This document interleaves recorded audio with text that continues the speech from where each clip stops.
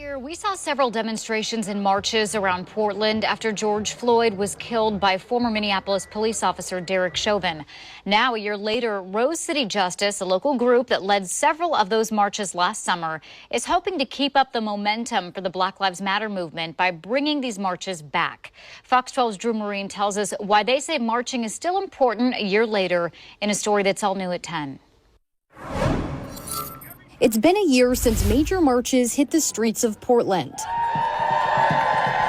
And those marches for social justice, specifically those led by Rose City Justice we saw last summer, are making a comeback. We're aiming for around once a month.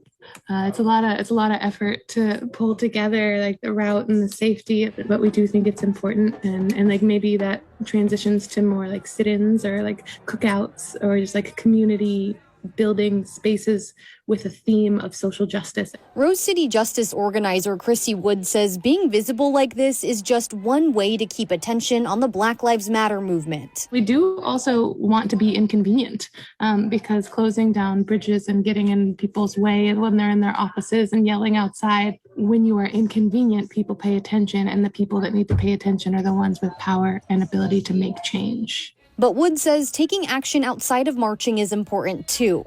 She says they're hoping to unify and educate the community about policies that help with social justice and police reform. Some policies they support are the Breathe Act and ending qualified immunity, and they want more funding for local programs like Portland Street Response. I think a lot of people don't know about policies. Like I had no idea what qualified immunity was until last year.